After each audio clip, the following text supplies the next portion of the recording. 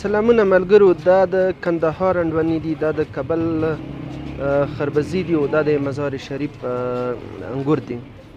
دلته دې وخت په ضلع کرم ته راغلي دي او څوره فلفروش دي، هغه دا مېوې نن سبا خرڅوي.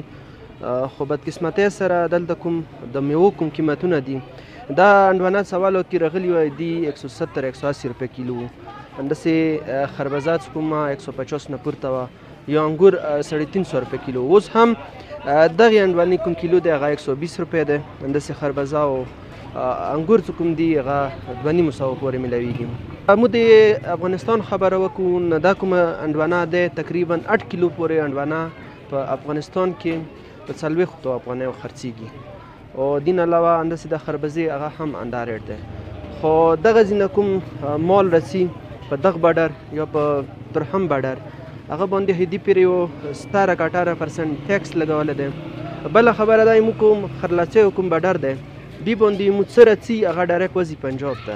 دلته پراچنار ته هېڅ شی نه کوزېږي، که د میوې ټرک دی، که د سبزۍ ټرک دی، که د بل څه ټرک دی، هغه د واجې دا که په 25 روپۍ کیلو دلته موږ ته دغه بارډر څه میلیږي، نو هغه اوس موږ ته 150 روپۍ دی، 170 روپۍ اول کې میلوېدله.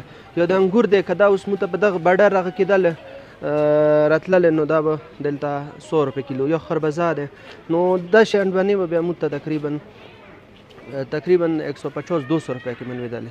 خو بدقسمتۍ سره دغه ځینې څوره مال رسي چې هغه چی ویل نه، دغه ډایرکټ پنجاب ته ځي. او دغه ځای کوم خلک دي دې ته هېڅ اوسه پورې نه ټرک رسي، نه سوزوکي رسي، نه بل څه رسي. نو هغه موږ ته نقصان دا دی چې دا مال اول هلته لوډ شي، بیا هغه نه دلته راشي، یو په ډبل موږ ته میلیږي. نو دغه ځای خلک وینا کوي چې دغه بارډر موږ ته څه فایده دی. پکار دی څه فایده یې پنجاب ته ځي، پکار دی لوکل ته یې ځي. ځای ما، علاقه ما، ځمکه ما، کوم روډ دی هغه ما، هغه په باوجود دلته هېڅ نه کوزېږي او ځي پنجاب ته یا نورو ځایو ته.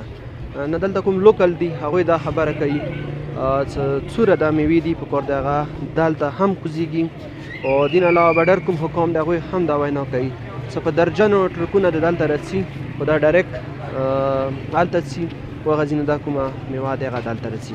نو دا واقعا د دغې علاقې خلکو سره یو غټ نقصان دی.